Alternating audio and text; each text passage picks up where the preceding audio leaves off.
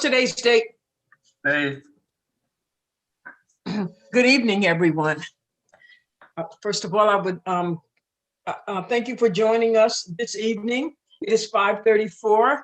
It is March 11th, and I am going to call the Audit and Finance Committee meeting to order. We have two items on our agenda today, and I will ask our majority council to please take attendance now. Yes, Madam Chairwoman. Legislator Willingham, Present. Peter, present. Bergdorf, Present. Clay, Grimm, Here. Ray Joyce, Present. Lakakis, Here. Mayo, Here. and O'Brien. 7 present, Madam Chairwoman. Thank you very much. I want to thank all of you for joining us this evening as we prepare for our monthly meeting.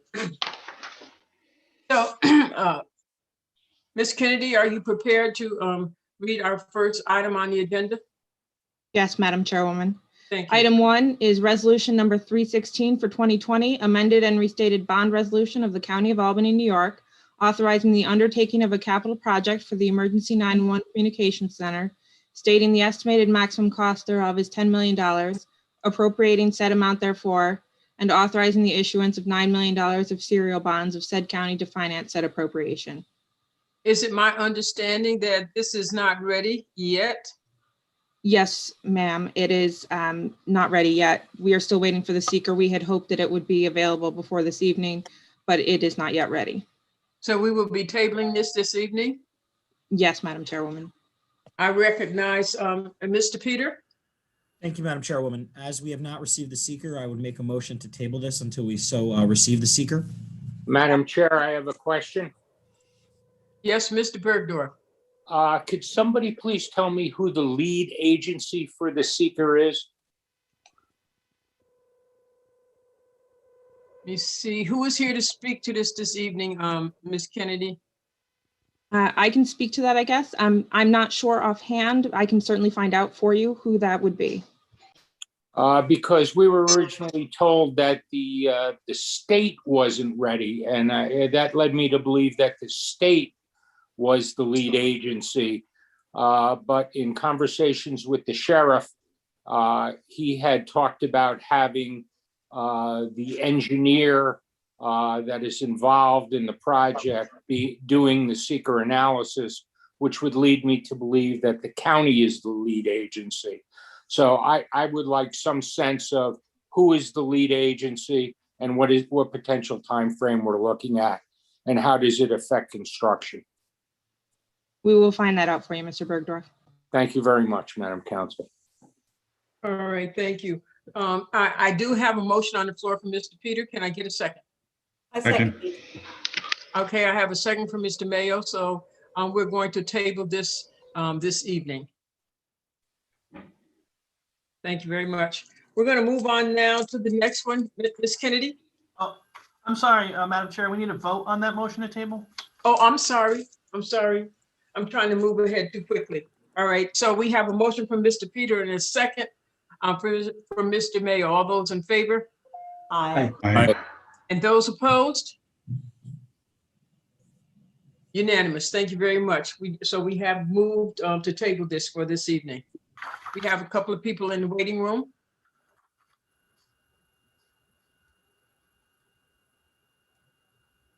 All right, thank you. All right, Ms. Kennedy? 2 is authorizing an agreement with United Tenants of Albany regarding emergency rental assistance. All right. And who's here to speak with that this evening? That's me. I'm Michelle McClave, Commissioner at Albany County DSS. Good evening, Ms. McClave. How are you? I'm okay. How are you? Thank you for joining us. Thank you for having me. We appreciate you hearing our request tonight. We're looking to enter into a contract with United Tenants of Albany to conduct outreach and enrollment of tenants who might be eligible for the emergency rent assistance program that we had previously accepted money from the treasury for. This is under the emergency contracts authorization, so we can get the contract going quickly and get them up and running, and assessing the need and assessing people who might be eligible, so that when application time comes around, they'll be ready to have folks make the applications, and will be trained and up and going.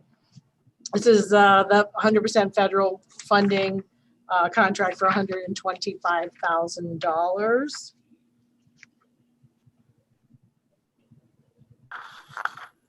Okay, I recognize Mr. Bergdorf. I saw his hand up first. Thank you very much, Madam Chairman. Commissioner, you described it the way I wanted to hear it. And let me ask you a couple of questions to make sure we're all on the same page. This money, this $9 million,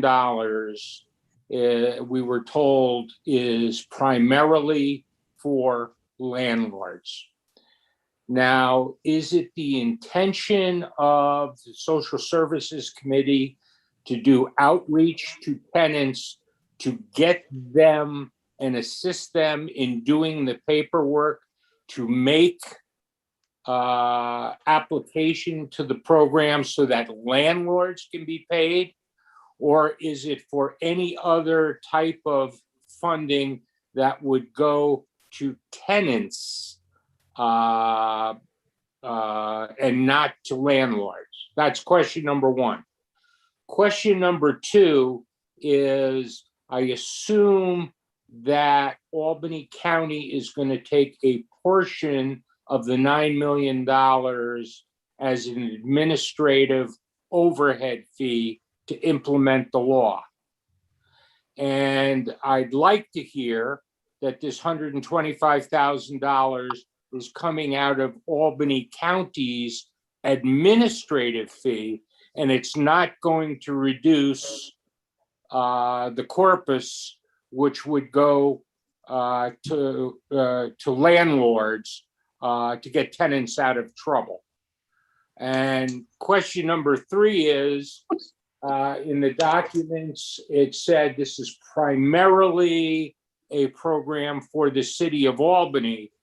Well, what do tenants in the town of Colony, Bethlehem, and Guilderland do? And an ancillary question to that is, I saw that there is going to be another contract with Northeast Legal Defenders or that's going to go to CAB.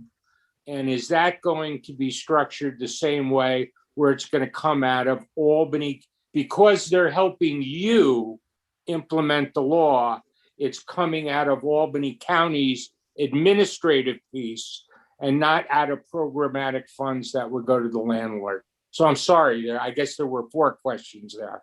I apologize. Well, keep me on track and see if I answer them all. I'm not Okay. sure. Okay, so yes, this is coming out of the 10% administrative fee that Okay. Albany is entitled to take.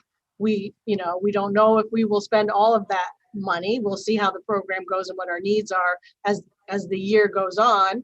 If we don't spend the 10%, that will go into the rent assistance.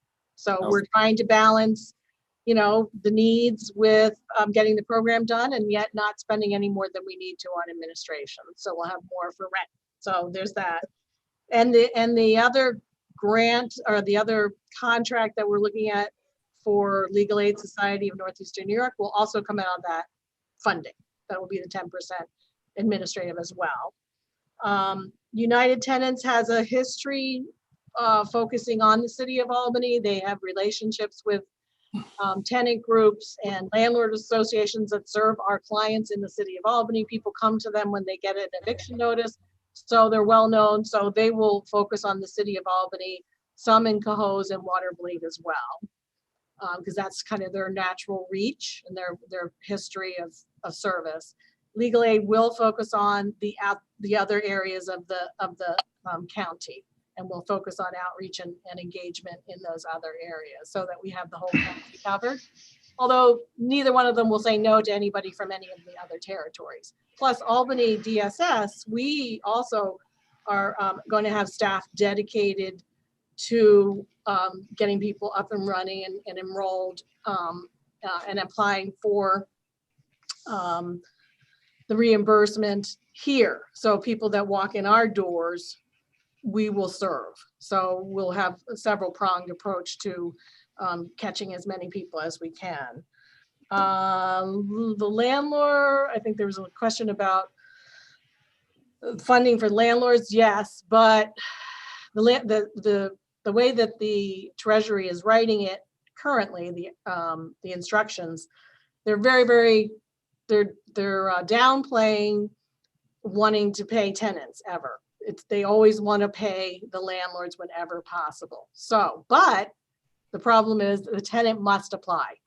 So a landlord cannot apply singly without the tenant applying and their signature on the application. So it really is, the tenant must be engaged in the process. So this is an effort by the Department of Social Services to have a dating app between tenants and landlords so that the tenant can be relieved of their back rent and apply for payment to the landlords. Correct. Yeah, I mean, that's right. That's a good way of putting it. Okay. All right, thank you very much. You've answered my questions. Thank you, Mr. Bergdorf. I just want to recognize Chairman Andrew Joyce this evening and our minority leader, Mr. Moriello. As we move on, we will have Mr. Peter will speak, then Mr. Ray Joyce, and then Mr. Grimm. Thank you, Madam Chairwoman. And thank you. How are you doing tonight? Okay.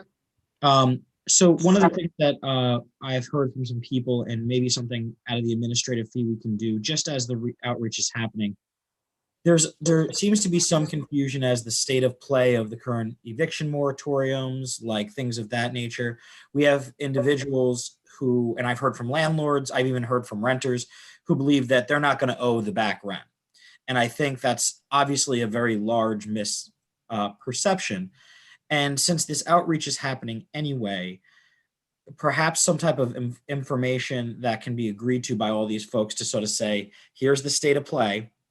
If you are a renter who is this is a way so that you don't owe more money and you have some relief. And then also, by the way, if you're a renter who it does not fit in this category, you're going to owe this back rent. Like once all the moratoriums come in, it's not forgiven, so, I suppose I'm saying that this is a chance to maybe correct some of the misperceptions and maybe stop a lot of our headaches moving forward. And by clarifying that this money is still owed regardless of who it is, it also might encourage more individuals who are eligible to participate.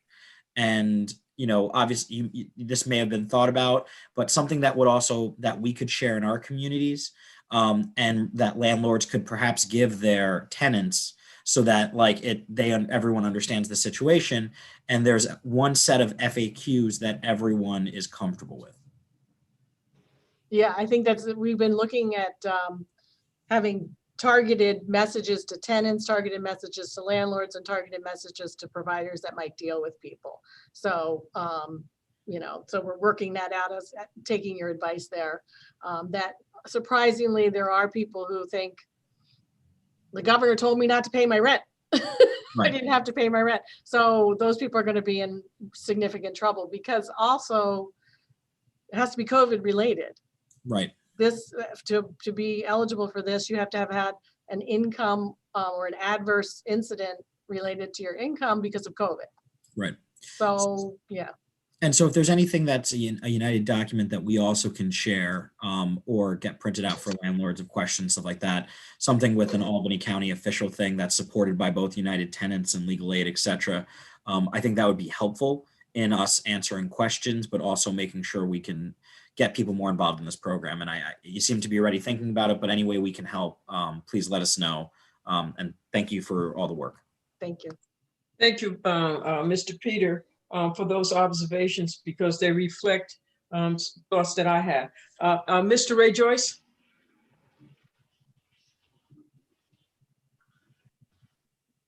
Ray? First, well, two questions, one for the commissioner. Can you hear me? Yes. Can you hear me now? Yes, Sorry, we Madam can. Chair, it's my phone out. So, first question for the commissioner and second for council. Do we have a rough idea when tenants may be able to start applying for this? I know we got some work to do on our end, but when we can see that application process start. And second for maybe council there, we talked about property owners abstaining from this. Should we abstain in committee as well if we own property? If you're a landlord, Correct. you may wish to abstain. I don't know that it's absolutely necessary in this instance, but you may wish to. Okay, thanks. And Commissioner? So we're working with state OTDA, Office of Temporary Disability Assistance. They're developing a portal for application. We just had a call with the deputy commissioner there today, and they've got everything in line to develop the portal. They're still waiting for final regulations from the Treasury. So they don't want to establish a portal that they're going to have to change. So Treasury is a little bit in flux with this because of the change of administrations, and they are changing some of the regulations around it. So, but once they are approved, we were told today that once they are approved, they expect to have the portal up by within 3 weeks. And they know that the eviction moratorium is there and that this needs to be coordinated around that time, that you can't have it come out 5 months after the eviction moratorium is lifted. So everybody is aware of the pressure of those two things coming together. All right, thanks so much. Yeah, thank you.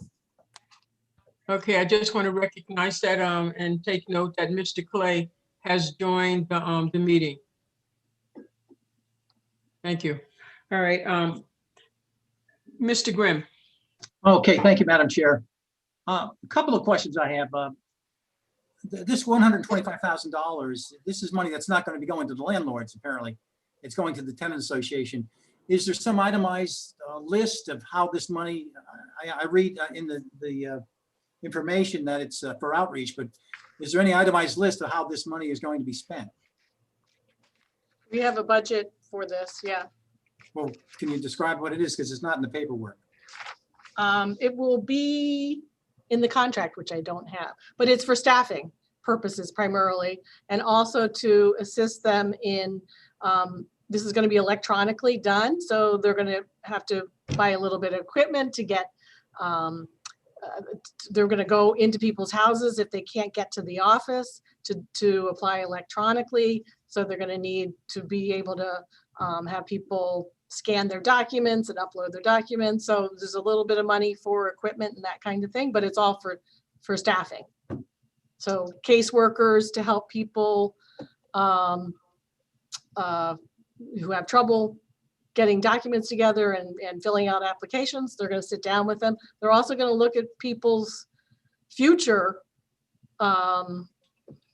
issues to make sure that they know how to pay their rent in the future so that they're not in trouble in the future. So this is kind of like a holistic view of working with people. So when you say staffing, it has to be temporary then, because this is a temporary situation. Yes. Okay.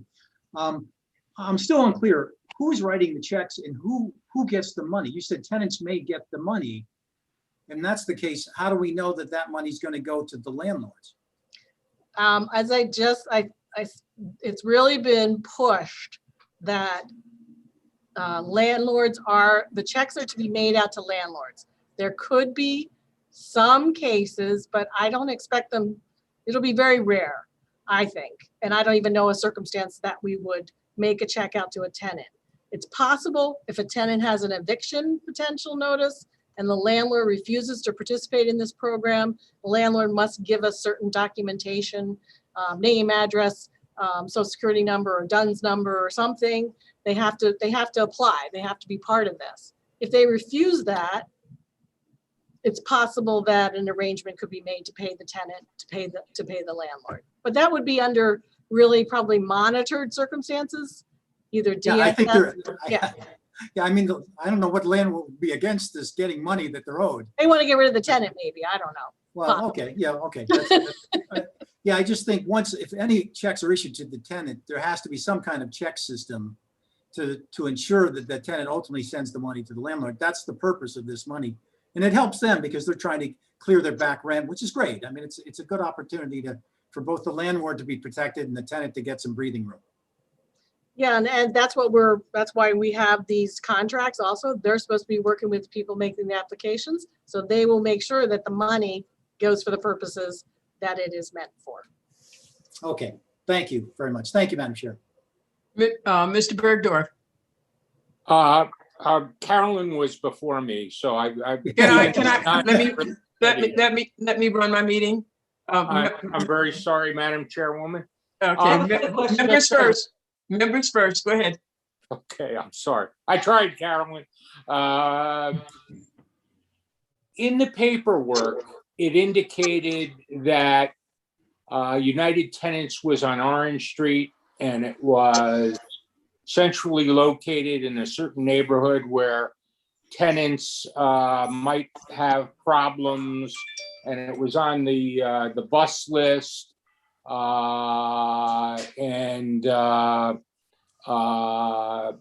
You know, it seemed to be like there was some person-to-person advantage of using United Tenants.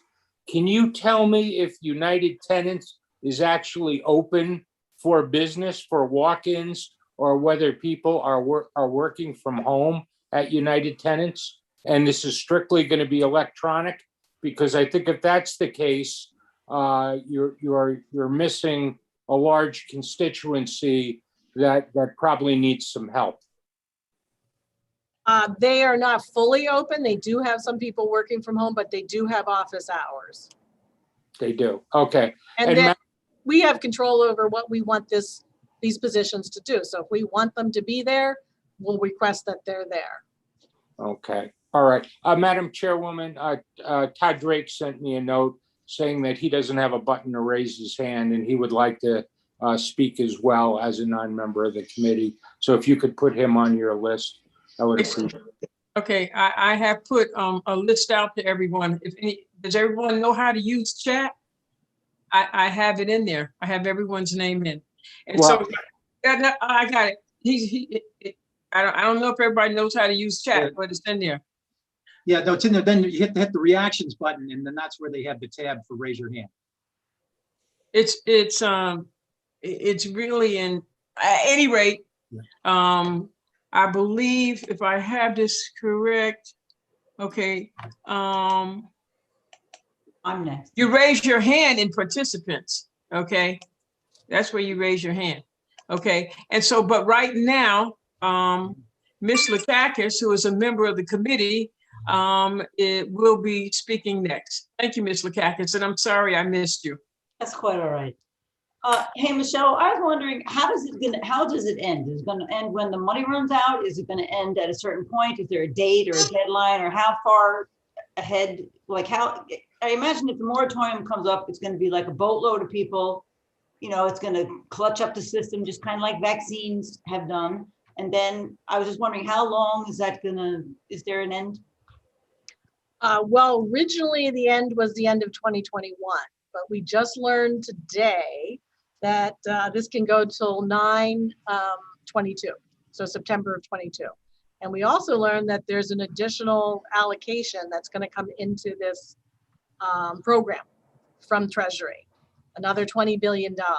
And I don't know how much that means for Albany County, but there's going to be more money coming, so we'll have more time to spend it. And we're also very hopeful that, I mean, the courts can't handle 700, evictions at once. So we're hoping that we can get in there and slow things down and, work with landlords, work with the courts to people that are eligible for this, to get them in the queue and say they could potentially be eligible. Can you hold off on this?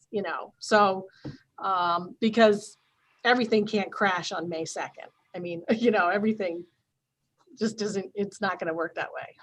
Hopefully. Thanks for the good news. Appreciate it. All right, thank you, Ms. Lakakis. Ms. McLaughlin.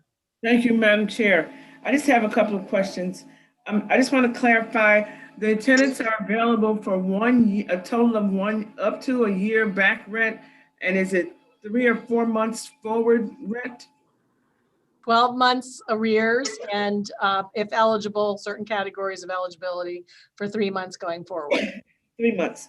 Okay, thank you. The next question I have is will any of these funds your outreach be available to property owners? There's the Capital District area property owners organization.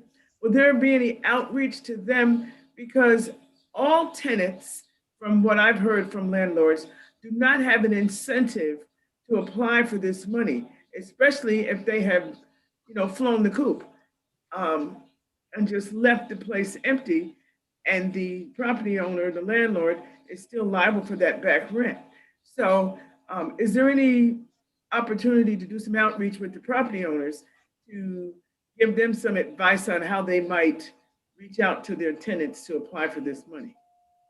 Yeah, there are different landlord associations. We'll probably be getting some information out for that category of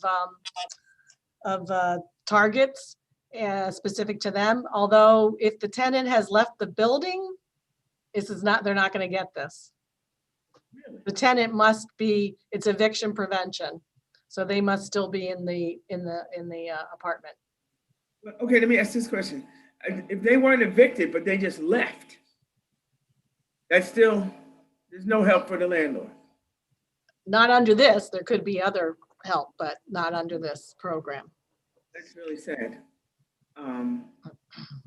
Okay, I think that was Thank my you. question. Thank you, Ms. McLaughlin. Mr. Drake. Oh, thank you, Madam Chair. Ms. McLaughlin, thanks for pointing that out. It's one of the reasons that despite the publicity, I don't think this is really a property owner's protection. You know, because if someone left or doesn't qualify, they're still holding the bill. The qualifications process here is probably the most difficult. And I think where our DSS and United Tenants and any other organization needs to work very diligently and quickly to help people meet that. I can tell you that in the New York State funding, the supposed $100 million that was set aside, I know of no one in the industry who had a resident receive the money. It's just staggering. And that includes the city of Albany, Waterville, Cohoes, et cetera. So what that means is property owners didn't receive the money. And so that is a big problem. But in talking about outreach, that was certainly one of the questions I had was, would some of this money with United Tenants, who, you know, United Tenants is an organization dedicated to assisting residents regardless of the validity of their circumstance, right? So we can be clear on that. I think it's important that there be some outreach to property owners, but there may also serve both goals, which is to identify the people who need the help. It would seem to me that if you reached out to New York Capital Region Association of Apartment Owners, NYCRA, or Capital District Association of Rental Property Owners, as Ms. McLaughlin pointed out, they will tell you who needs help because they're the ones who are going to know how much money they're owed and by whom. So we could save a lot of time by speaking with the people who are the actual aggrieved party here, which are the property owners. I mean, you know, certainly there are residents with difficult financial circumstances. I'm not suggesting they don't have grievances, but in this particular case, we're talking about who didn't receive the rent payments, right? So if I may be so bold as to suggest that you ask United Tenants to become a resource for not only residents, but also property owners. And if they speak to these organizations, with whom many of them are intimately familiar with the actors in them, I know this for a fact, they could find out this information pretty quickly. Here's the other thing, that if we're going to give money to United Tenants, I think Mr. Bergdorf or somebody else touched on this, maybe. United Tenants is very difficult to get a hold of. If you call there, because most of them are working off site, you cannot reach a person and it's very difficult to get a call back. In their message, or what do you call it? Greeting. There's nothing there if you're a property owner, only if you are somebody who is, has a pending case. Mm. So I think that doing business as usual won't work in order to get this program going. There has to be someone manning the phones who can take a call from, Mr. or Mrs. Smith who says, hey, listen, I'm working with Sally, so forth, and she owes us $12,000. Can you help? Because that's going to identify your target recipient and help the property owner at least to get closure to know that he or she is or isn't having an opportunity to receive this money, and help them decide how they might want to proceed from a legal eviction standpoint. Mm, mm, So I think our outreach here needs to be twofold, because it's paramount from the housing market point of view that we keep people paying their taxes, maintaining their properties, offering properties for rent. We're going to create a housing crisis if we can't help people make back some of the money they've been losing since March of 2020. Consider how long it would be if you went without a paycheck for a year. It's just the same thing for them. So one of the other things that, I just wanted to talk about a little bit is United Tenants has money now to help people. It is predicated on certain factors, but one of them is that the resident has to pay their part of the money due, and then United Tenants can pay up to a certain portion to help out. I understand that the communication difficulty has also hampered that program, whether it be that they don't have enough case managers or they aren't able to be communicated with. But I've heard a lot of trouble from residents on that, as well as property owners.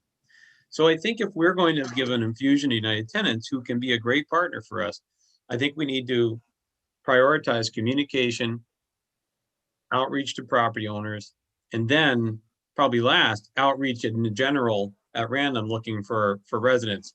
We can start with the ones we know about already.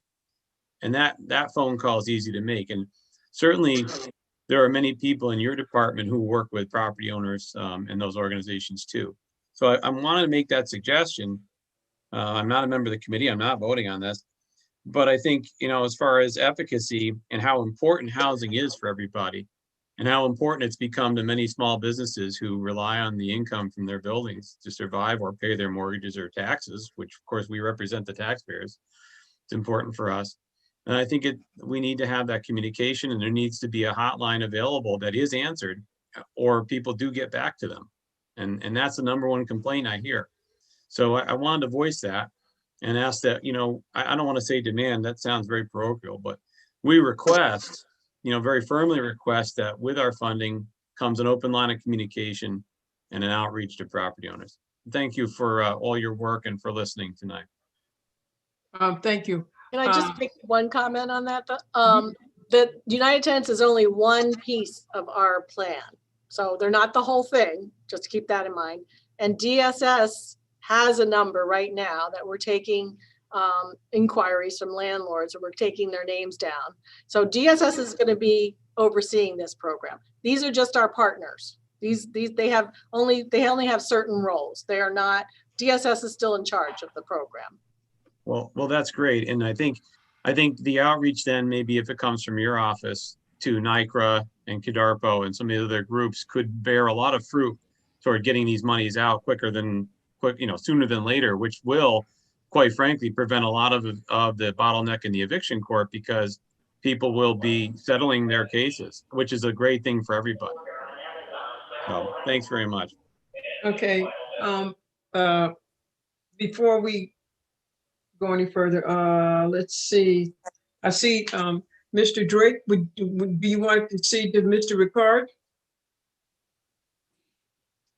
Can I speak, Madam Chair? Yes. Okay, thank you, Madam Chair. How are you, Commissioner, this evening? How's everything going for you? Okay. I got a couple questions. March 1st rolled around.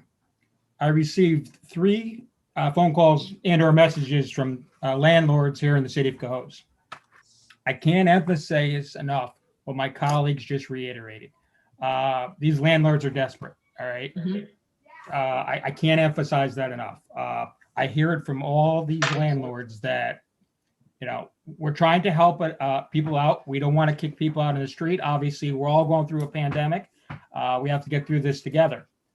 With that said, though, like I said, March 1st, 3 landlords contacted me. They're desperate. I guess what I'm asking is, a couple questions. When is this going to be live? That's the first question, in terms of when it, can this move forward, the program? What we are doing is using a New York State portal. They are developing the portal. Their goal is to develop the portal by April 1st. Okay. But we're dealing with New York State. So, I understand. yeah.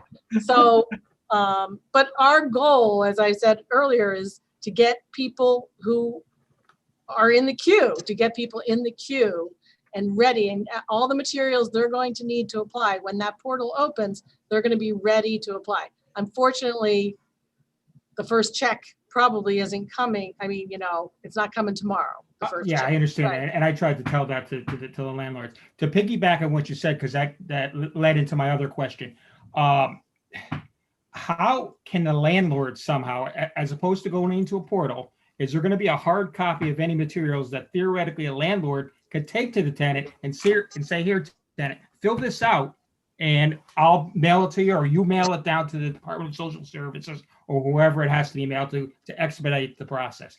I mean, like I said, I can't emphasize enough. These landlords have a sense of urgency. They really do. They're desperate, for lack of a better term. So is there any hard copy, or is it all going to be portal based? Right now, it's portal based. Not that we won't have an instructional, what you need in order to apply. We'll have a list of those items. One of them is a lease. One of them is a list of back rent due, that kind of thing. So, we can have, people will be able to gather the materials they need, hopefully, before the portal opens. Okay, another question. You just mentioned the comment lease. Several landlords don't have leases. They have a month to month, a rental agreement. Sometimes they don't even have a rental agreement. It's just month to month. So what do you do in that case? Well, we're going to have to accommodate as best we can, depending on the situation. They'll have to have some kind of documentation that the person lives there, right? Obviously, yeah. And the flip side of all that, and one of the landlords I spoke to, on March 1st, they mentioned this. They want to have a checks and balances to make sure everybody's on the up and up here and not taking advantage of the situation, obviously. One final question, though. Is there any way, and I'm going to explain this to you. Let's say somebody was owed $10,000, all right? A landlord is owed $10,000. And the landlord was willing to match the grant 50-50, dollar for dollar. So they're owed $10,000. The landlord says, hey, I'll eat, for lack of a better term, $5,000. Would that individual take precedent over somebody else who's owed $10,000 and wasn't willing to go 50-50 or dollar for dollar match? I don't know. I couldn't answer that question like that. I do know that DSS and the other two partners will be trying to negotiate with landlords about what they are willing to accept, and also maybe a client what they're able to pay. So that's our goal. Okay. We'll see. Thank you. Well, thank you for taking my questions, and thank you, Madam Chair. Okay, I just want everyone aware, we're not going to take up the time of the of our public comment period. The other thing is this: if you have questions, it sounds like we have some questions going on here that may need to be resolved in a different type of a meeting. But I myself have a question in regards to how was United Tenants selected?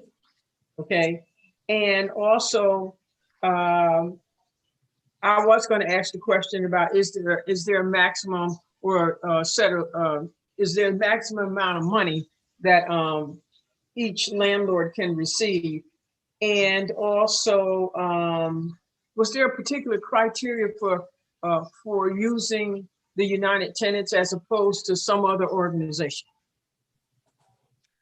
Well, United Tenants, we have a working relationship with them. We work with them on a regular basis on other grants, such as the Emergency Solutions grant that came through. They kind of know our system well. They know how to send people here and for what. And because they're focused on the city of Albany, we're looking for a provider in the city of Albany. And just get notices of people who are facing eviction. So those primary criteria. We also have legal aid. If there are other providers, if there's other providers that we have a gap and we need to fill, we're looking at potentially filling those gaps with other providers if needed as this goes on, or if we get additional funding, there might be a need for additional providers. But right now, and we really have to see how it works out also, kind of what we're getting and what our needs are. So as far as providers are concerned, was there additional or a separate pot of money for United Tenants and Legal Aid? No. So it's coming from the 9 million? No, it's coming from the 10% administrative allocation out of the 9 million. So. Okay, all right. Madam Chair, quick question. Excuse me. Let me finish. I let both of you talk. So now the portal, you said for applications is going to open April 1st? Is that correct? That is the goal. You will be informed when we know closer. Okay. I have something here. I just got a question about it. So there's some type of moratorium? Oh, because, okay. Can you answer that? Is there some type of moratorium? Is that in reference to the evictions? Right. Okay. All right. So now I'm not sure, but I think Mr. Grimm, Yep. I think you were first. If not, you can fight it out with Paul. No, I was first. Thank you for your astute observation, Madam Chair. I appreciate it. Yeah, my question is for the commissioner. I'm just thinking, say you're a tenant and you've had a really tough year with COVID and everything else, but my God, you're going to do everything you can to pay your rent and you've paid your rent. And then your neighbor who's not as committed and hasn't paid the rent is now eligible for getting back rent.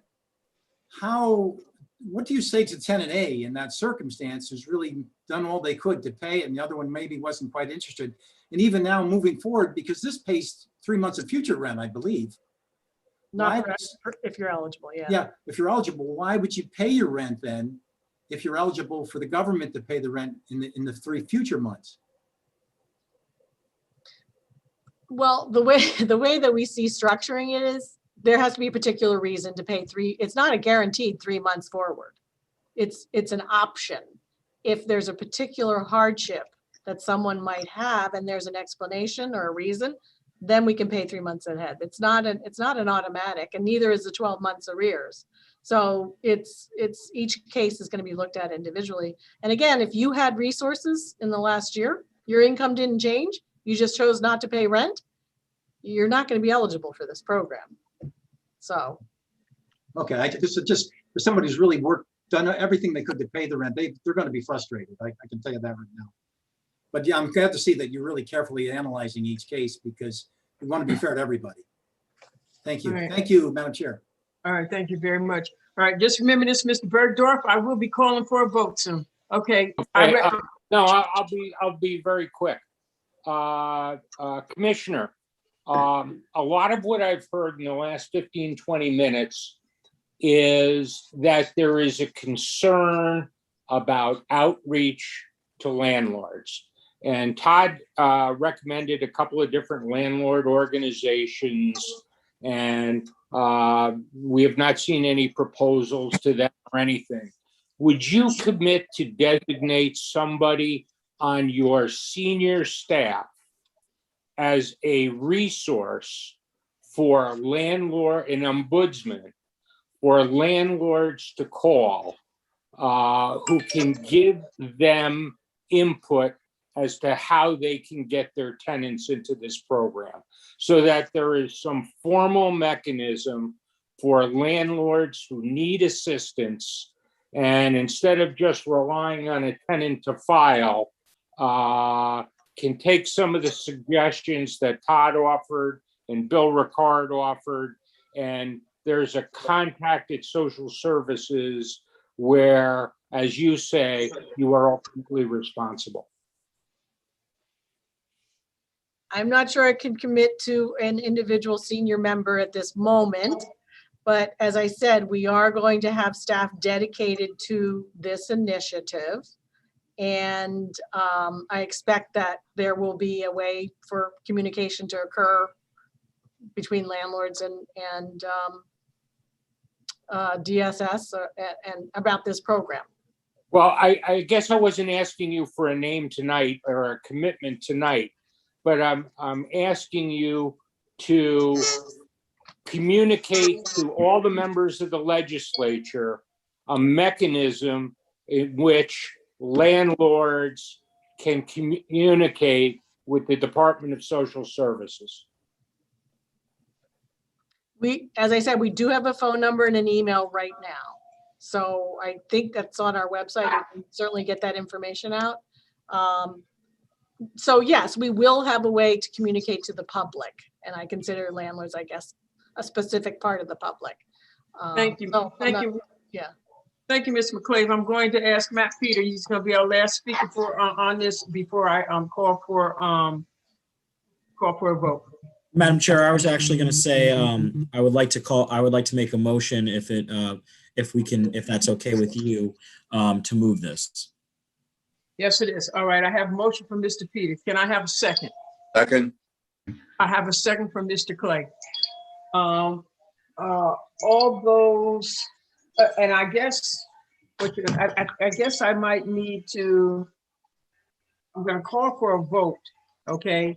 And as I call for a vote, one of the things I am going to do is I'm going to ask all those in favor. I'm going to ask for any opposed, but I'm also going to ask for abstentions, okay? All right. So all those in favor? Aye. Aye. Aye. Do I have any opposed? Do I have any abstentions? Ray Joyce, Chair. So I have 2 abstentions. I have an abstention from Ms. Lakakis, and I have an abstention from Mr. Ray Joyce. And so can you tell me what the vote is, Ms. Kennedy? 7 in favor, Madam Chairwoman. 7 in favor and 2 abstentions. Okay. All right. So now I got my vote. Everyone knows what it is. All right. And that is our last item for tonight. Is that correct? Yes, Madam Chairwoman. All right. I want to thank everyone for their participation in our lively discussion. And I think there were a lot of great points that were brought up this evening from all sides. And I just appreciate your patience too, Ms. McClave, in answering the questions. And I would just like for you to pay heed to some of the suggestions that were given by the members, and hopefully we can get some responses.